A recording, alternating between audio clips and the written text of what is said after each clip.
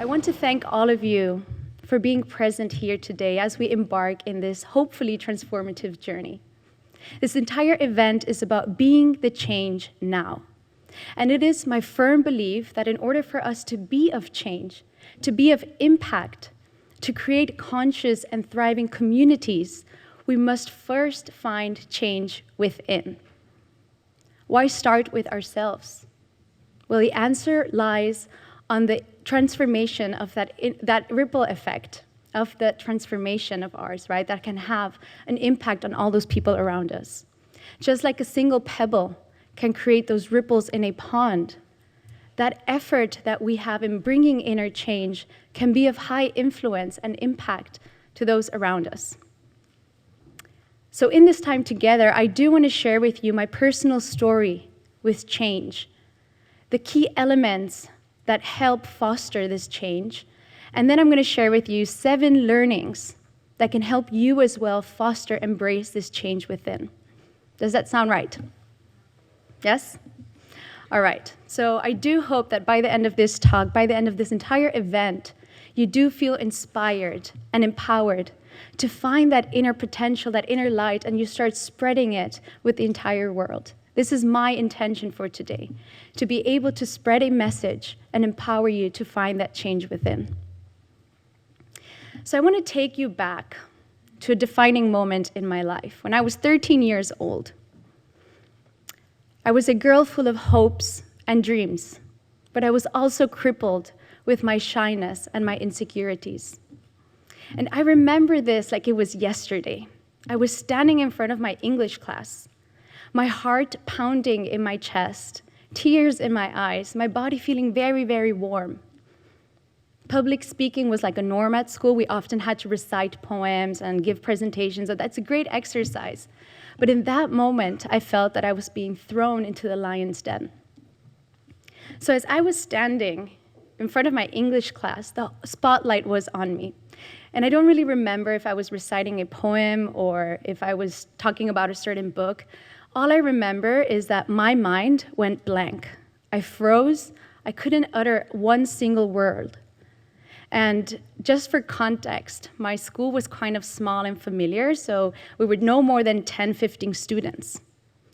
And I remember my teacher being on the left side and those 10, 15 students really close to me. And for some reason, the teacher just kept me standing there. And it was enough time for me to feel that awkward silence and tension in the room.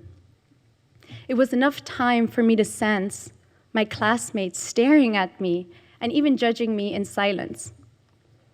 And it was enough time for me to feel ashamed and ridiculous. And it was enough time for me to start creating all of these thoughts about myself, about my worth, about my abilities. Now, you might think that this experience is a common thing that we all face, right? Who in here has ever faced the sense of shame, ridiculous? Maybe you lost, you made a mistake in a presentation, you failed in an exam, someone laughed at you at school. Yeah, okay. Some of us have, right? And these are common experiences that we all face. But we're not aware of how these little, not so little experiences actually have such a big impact in our lives. This experience marked a significant moment for me because it did shape who I thought I should be from now on and what I was worth. So to give you a little bit more reference on why this experience created such a big impact on me, I feel it's important to dive a little bit deeper into my journey. I was born and raised in Barcelona, Spain, come from an Indian heritage, and at the same time, I went to an international school. So it is fair to say that I was brought up with various cultures simultaneously. And this did create a huge identity crisis. I felt like I belonged everywhere and nowhere at the same time. I felt confused about who I actually was, and often even ashamed. So just picture this for a moment, right? A 13-year-old waking up to mantras, to prayers, to the smell of incenses. And then I was going to school where it was more like an American culture. So we were celebrating July 4th, pancake days, frosty Fridays, Halloween parades. But then I'm also living in Barcelona, Spain, in Catalonia, where we celebrated all different kinds of festives. While my friends were celebrating New Year's on the 31st of December, I was celebrating Diwali in October, November. While my friends had all of these habits and routines going on, I was doing something completely different as I was following the Indian tradition. Today, I think this is fascinating, right? I'm super proud and happy of having been brought up with so much diversity because it has shaped who I am and my understanding of the world. What was once a weakness and something that I was ashamed of is actually now my strength and something that I'm proud of.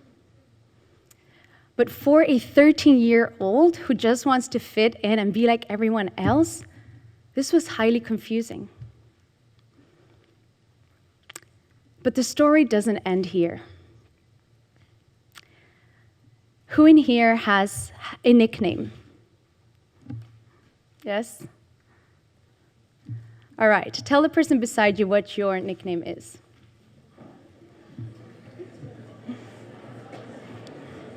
So to make matters more complex, my family affectionately named me Barbie. And it's funny that I say this with all the Barbie stories going on these weeks, right? But this is true. I was that cute little one at home, very charming, loving, often looking at myself at the mirror, checking if I was looking nice. And so you can imagine, for a girl who was lost in her identity, who felt so insecure, who was covered with self-doubts, it felt like the perfect strategy. It felt like the perfect thing to do, the best option for me. So I took this image for myself, and I became the embodiment of this Barbie persona. And to me, that meant being extra polite, being correct, being decent, making sure that I was pleasing everyone, making sure that I was doing as expected, doing things as others told me, not being rude to anyone, not sharing my opinions, making sure I don't argue with anyone. I hold on very tight to this identity as I thought this was the way that I could survive. The truth is that the more I was becoming this persona, the more disconnected I was from my authentic self. I was covered with self-doubts. I was constantly worried what words I say, what actions I do. Will they like me? Will they accept me? Constantly looking for that external validation. And let's not mention the constant comparisons. So it is fair to say, and you can imagine, how that fateful moment in my English class has impacted me. It magnified my feelings of shame, of inadequacy, and unworthiness. All I wanted was to disappear, to be invisible, to avoid being on the spotlight, and never, ever, ever public speak again. This experience, actually all these experiences together, reinforced the beliefs that I had about myself and who I had to be in life. And here is the first element to change: our beliefs. Our beliefs define our actions and our attitude. With such a poor self-image, with a poor self-belief, I wasn't able to make any move in any direction. When we have a poor belief about ourselves, we stay in inaction, or we move, but in the wrong direction. Let's take world references like Nelson Mandela and Mozart and Thomas Edison. They all had strong beliefs in their mission, in their purpose, in their abilities, and they were able to foster and move towards a positive change, right? They were able to make a big contribution to life, whether that was through equality, justice, arts, music, technology, because they had an empowering belief in their mission, in themselves. They were able to take action and overcome all kinds of obstacles and challenges to pursue their dreams and desires.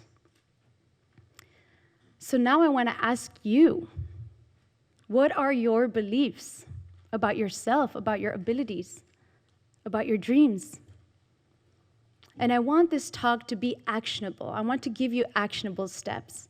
So I invite you to use this as an exercise, and throughout this day, throughout this event, write down in your notebook, in your paper, what are the beliefs that I have about myself, and challenge them. Look for evidence. Are my beliefs 100% true? And if there's any piece of evidence that invalidates those beliefs, then it is time for us to reevaluate those beliefs and to cultivate more empowering ones that can serve us, that can help us move forward in the direction that we want to move.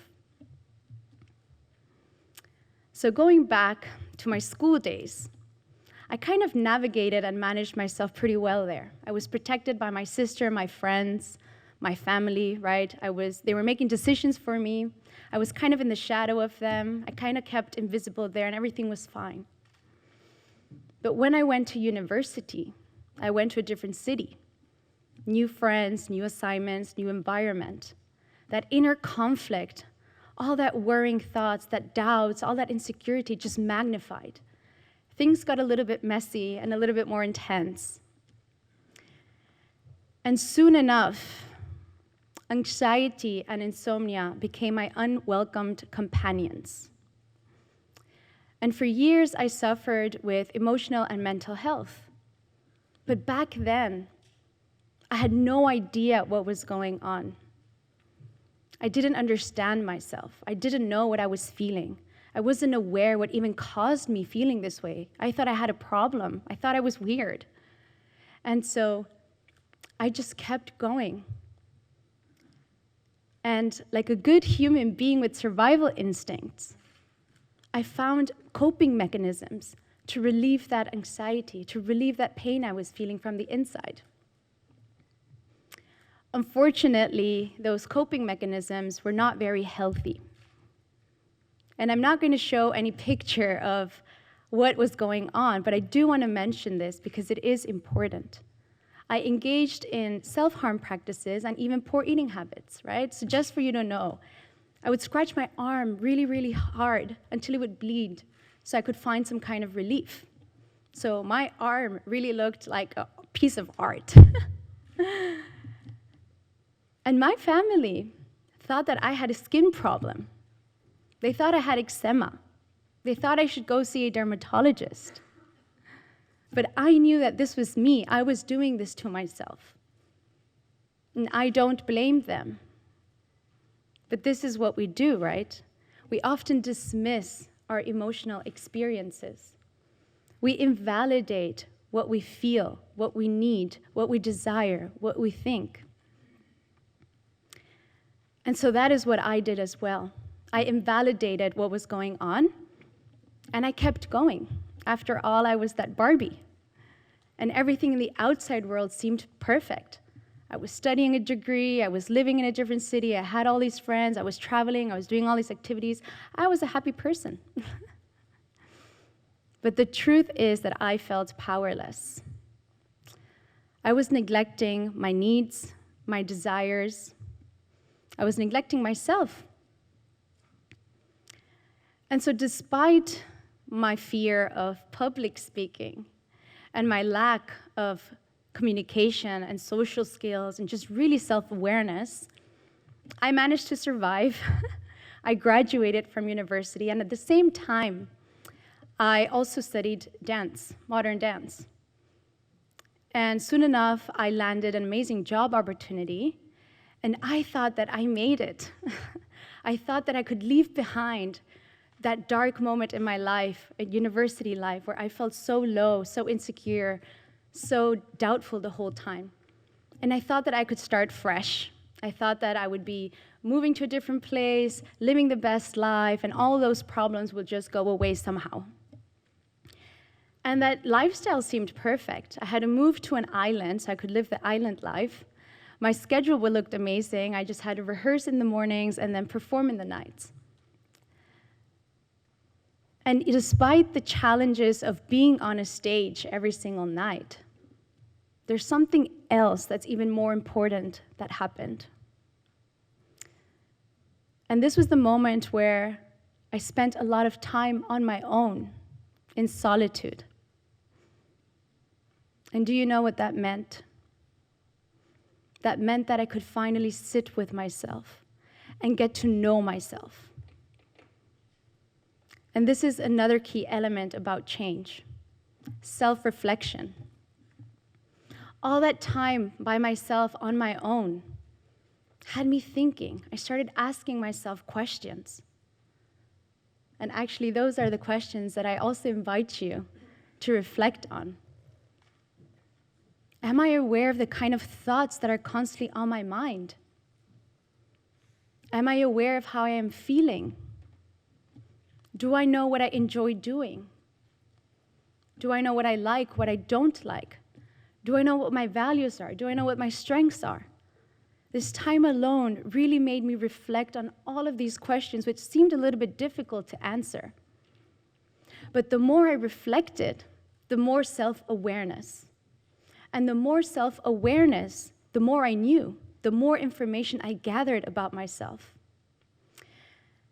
And all of this made me realize that actually, I had no idea who I was. I was a complete stranger to myself. This time alone, with all of this self-reflection, made me realize that I had been living life based on what others expected of me, based on that image. I made decisions based on what others wanted, not what I really wanted. And it came to a moment that I actually didn't even know what that was.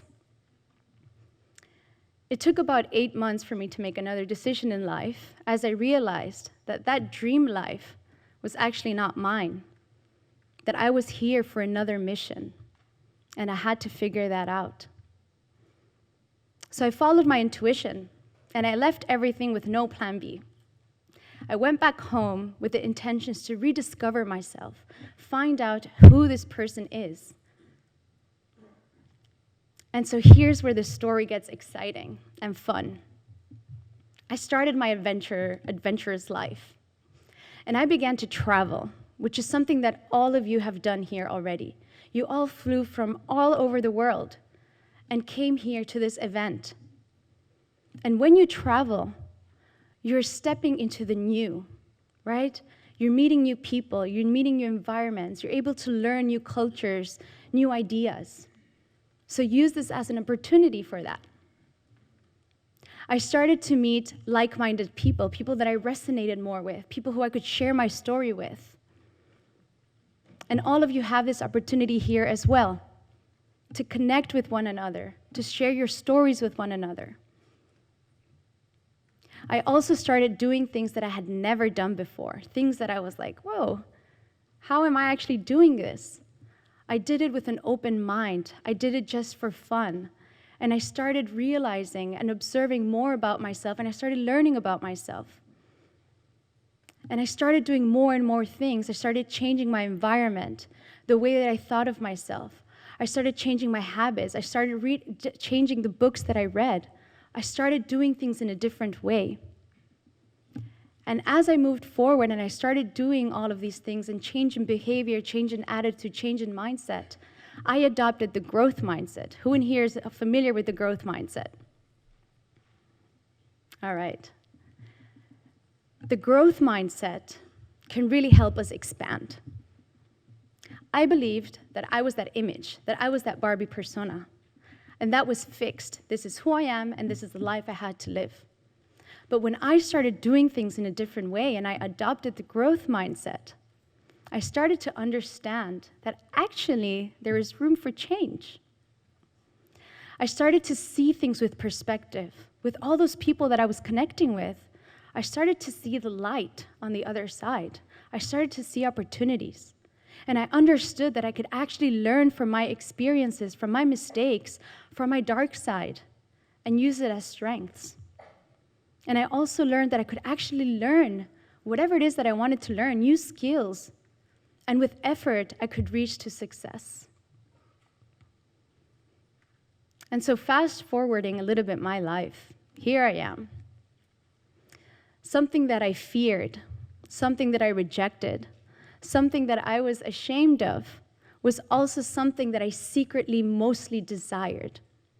I always wanted to step into the world fearlessly, speaking my truth, my passion, my knowledge, speak about topics that I'm most interested in, that are close to my heart. Personal development, psychology, human behavior, human mind. But in order for me to do this and be of impact to others, I first had to look at my past. I had to overcome my self-doubt. I had to change my beliefs. I had to change my attitude. And I had to go into this journey of self-healing and self-discovery. So I know and I can affirm to you that change is possible. And I now want to share with you 7 key learnings about change that have helped me and that hopefully can help you as well. The first learning is, if you don't like where you are at, move. You are not a tree. I love this quote, and it's all about change. I invite you to think for a moment about this past week, or actually this past month. Has there been any kind of change in your life? Raise your hand. Okay, there has. So eventually change is part of our life. As they say, change is the only constant thing. We're going to change physically. We change environments. We change friendships. We go to school, we go to university, and then we go to jobs. Change is constantly there. We're always evolving. So why do we have such a hard time welcoming change?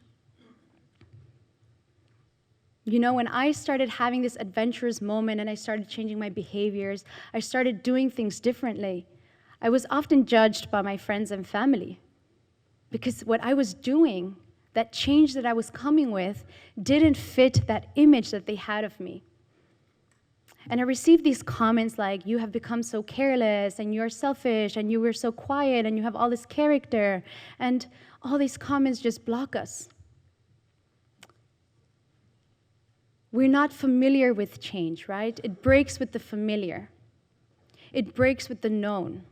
It breaks with what we know as truth, and it breaks with our narratives. But these are also the narratives that make us feel stuck. And something else about change that we don't really like is that somehow it puts us in that position of losing.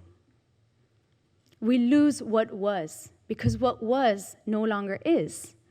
So it somehow gives us that feeling that we're losing something, right? We're losing those behaviors, or we're losing those habits, we're losing that group of friends, we're losing that environment, we're losing the way that we used to do things. But we can also decide to see change as movement, right? To move. When we intentionally make changes, we are able to move in the direction that we want to move. And we can move in the direction of our goals, of our dreams, of our needs, of being that change. So again, how can we start embracing this change? Let's start by that narrative. What is that story that I'm constantly telling myself? When we're able to shift the narrative, those beliefs, we're also able to change our reality, our life. Learning number 2. One of the greatest predictors of our overall success and happiness in life is our emotional intelligence. This quote is by Daniel Goleman, an expert in emotional intelligence, and he has an amazing book as well. There has been research that studied how students who had a high IQ had great grades in school, right? They had like a 4.0 GPA, they went to great universities, and they landed amazing jobs. Their career was fantastic. But Goleman suggests that 20% of our life success is related to IQ. The rest is emotional intelligence. There's something that I often explain, right? Our mind is something that we feed. We put in those thoughts. We decide to believe in those stories. We create all these norms and how life has to look like, the structure. We put everything into categories. And our mind starts filtering information and gives us that what we fed it with. But you do not decide how you want to feel, right? You don't decide that you're bored now, that you're tired now, that you should be happy now. You just feel it. Our emotions are a natural response to what is happening outside of us, right? Our emotions are signs that are indicating what feels good, what doesn't feel good. They help us remember people and situations. They protect us, and they also help us with our decision-making process. Our emotions are a fundamental part of our being, so it is important that we start paying attention to our emotions. And emotional intelligence is all about identifying, understanding, and managing our emotions so that we can also be able to identify, manage, and respect the emotions of others. And again, it all starts with self-awareness. Start having regular check-ins with myself. How do I feel about this talk? How do I feel engaging with this person? How do I feel when I go back to the hotel tonight? Check in with yourself. Start expanding that emotional vocabulary. This is a great way for you to connect with yourself. And when we're able to do this, we're then also able to start regulating ourselves. And then we're able to adopt other qualities, like communication skills, like social skills, like empathy. So this doesn't mean just listening to what someone is saying, but actually observing their tone of voice, their facial expressions, their body language, being able to respect someone's boundaries, their space, really being able to connect with someone through empathy, letting them know that you're listening, that you're actively listening, that you care, that they matter, and that you matter as well. So emotional intelligence is important for our change, for us to foster a positive change. This leads me to our third learning, which is acceptance is the way to love. This whole time I have been talking about that poor self-belief I had about myself, how I thought I was not worth it enough, that I didn't have much value, right? Something that many of us can feel as well. And when we have this poor image of ourselves, consequently, we also have a low self-esteem and not enough love for ourselves. So I want to share with you a framework that I use, and actually it's a simplified version of the framework. For us to build this self-love, we first have to go a little bit behind. We first start with self-acceptance. I have to see myself. I have to recognize myself for who I am. This is the ability of us to look at ourselves in the mirror and be able to face and see our strengths, our weaknesses, our stories, our culture, our upbringings, all of our experiences. Because this is part of your blueprint. This is your story. And when I am able to accept and acknowledge all of this, what I feel, what I've experienced, all of it, there's no longer a resistance.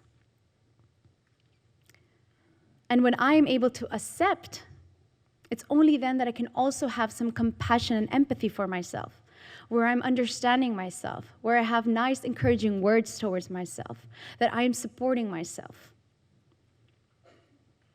How do you guys feel when you have a friend who is listening to you, who is supporting you, who's giving you advice, who has empathy for you? We feel good, right? This makes us trust the person. So that's the next key element here. When we're able to have compassion and empathy for ourselves, we start building self-trust. And this is a key element for us to be of change. We need to trust in ourselves, trust in our abilities, trust that we can foster change, trust in our beliefs, trust in our mission and our purpose. And only then we will start taking action. And the more action I take, the more I move into the direction of change, of positive change, of my goals, of my needs, desires, I start building confidence, regardless of all the obstacles. And what happens when I build confidence? I start liking myself more. And the more I like myself, the more love I have for myself as well. And this framework is amazing because when I'm able to have this love and I'm able to see myself and know my worth, believe in myself, I'm also able to give. And this is ultimately what most of us are here for as well. We want to be an impact. We want to give and contribute to our communities, to our societies. And we can't do this when our cup is half empty, when we feel that we have no worth, that we have no value, that we have such a poor belief in ourselves. But when we have this confidence and we love ourselves and we feel this courage, we're then able to give. And we give with whatever we have, whether that is a smile, acts of kindness, collaborating in some charity and some activities. And this has like a loop effect, right? The more we give, the more we like ourselves as well. The more love we have, the better we feel. And so we start creating, again, this ripple effect and fostering a positive change. Learning number 4, we all have something to offer. We all have a unique gift. And you've probably heard this already a few times, right? And maybe even wondering, well, what is my natural gift? What are my talents? So here I just want to give you a few tips on how we can find this. How can I find what my talent is, what my natural talent is, so I can focus on it and actually improve on them? So the first thing is ask for feedback. Ask your friends and your family. Often people see things in us that we can't always see.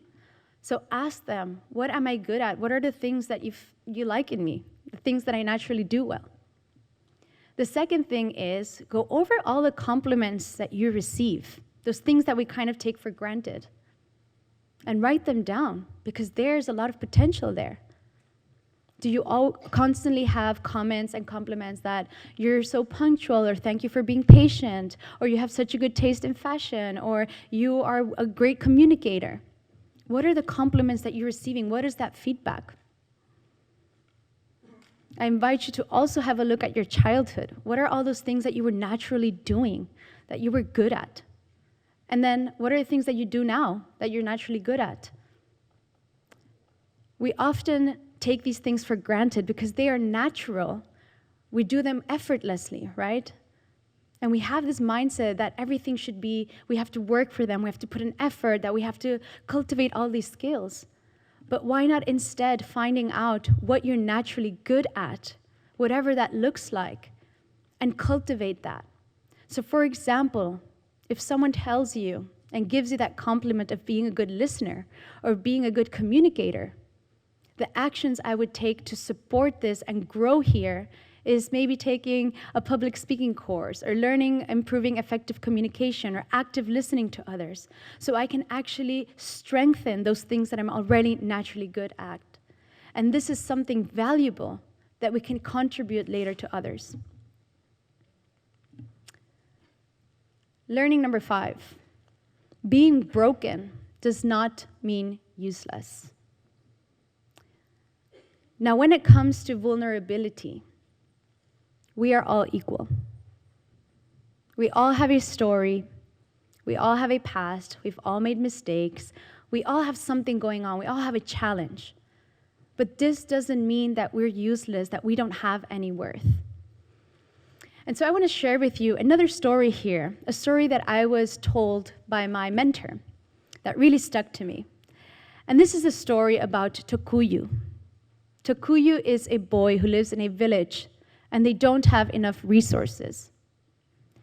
Tokuyu is responsible to go all the way down to the river, fill his 2 buckets with water, go all the way back up to the village, and back and forth, providing this water for the village. One fine day, the left bucket that he was carrying has a crack. It breaks from the bottom, and it starts leaking water. Tokuyu ignores this and continues carrying both buckets with him on his shoulders. He walks down the stairs every day, goes to the river, fills both buckets with water, and goes all the way back up. And that left bucket is spilling all that water. And so that left bucket is wondering, why is Takuyu still taking me with him? I am broken. I am useless. I'm not able to actually bring water to the village. I am worthless. I have no value at all. Takuyu still takes this bucket with him, goes all the way down to the river, fills them up with water, goes all the way back up. And the left bucket still wonders and complains, but I am broken. He should just throw me away. I am worthless. I have no value at all. And so in one of the goes, Takuyu fills both buckets with water, and as he walks up the stairs, he stops for a moment. And he tells the left bucket to have a look at the right side, the right part of the land. Nothing has changed. And then Takuyu tells the left bucket to have a look at the left part of the land, where he has been spilling all the water.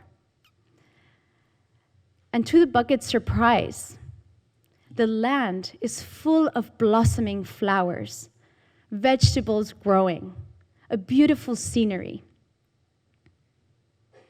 The moral of this story is that sometimes our brokenness, our vulnerability, has a lot of potential and can be of great value. The fact that the left bucket was broken and was leaking water was able to nurture the soil and create all these vegetables and build and grow all of these flowers and plants that were of high value for the village. It provided resources to them that they didn't have. So there are always two sides to the same story, two sides to the same coin. And it is our decision to choose which side, which perspective we want to focus on. Do we want to focus on the perspective of that brokenness, on our dark side, on our vulnerability, on the things that we're not doing well, things that we've made mistakes in?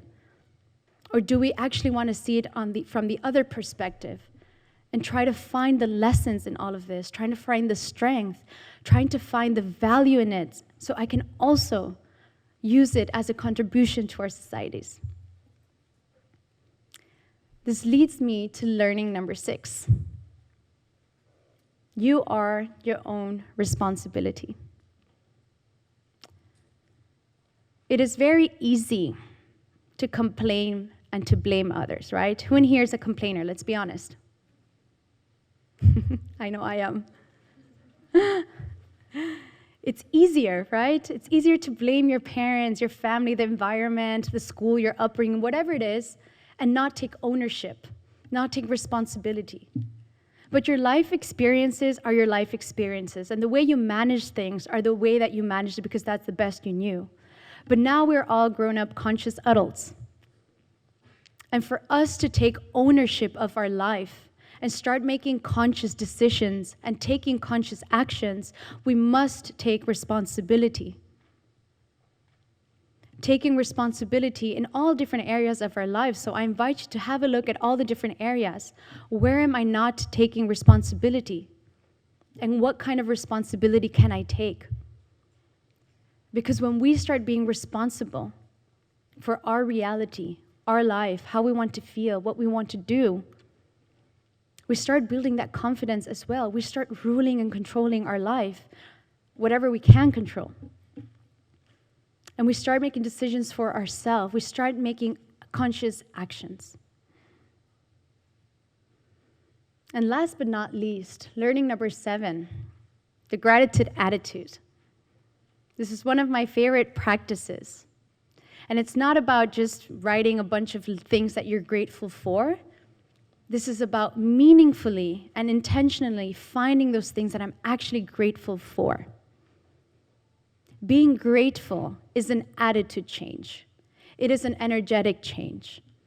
When we adopt the gratitude attitude, we're able to appreciate the smallest things in life. We're able to be more present. We're able to become problem solvers and complain less. We're able to take responsibility. We stop focusing on the things that we don't have, those things that we haven't done well, those things that haven't been happening yet. And we start focusing on those things that we've actually achieved, those things that we already have, those natural gifts that we already have.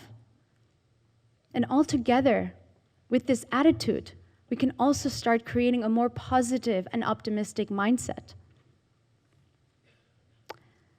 And so before I end my talk, I have a last suggestion for all of you. Whatever resonated with you, with everything I've shared, the key elements, the learning lessons, I invite you to stick to that one thing that most resonated with you. Because if there's one thing that I have learned along the way, is that small impacts, small changes, have the greatest impacts. So I invite you to start small. Start with one action at a time, whatever that looks like for you. And gradually, you will see that this starts having a positive impact in you and with those around you. And slowly and gradually, you can start creating this healthy and sustainable and long-term change. Thank you.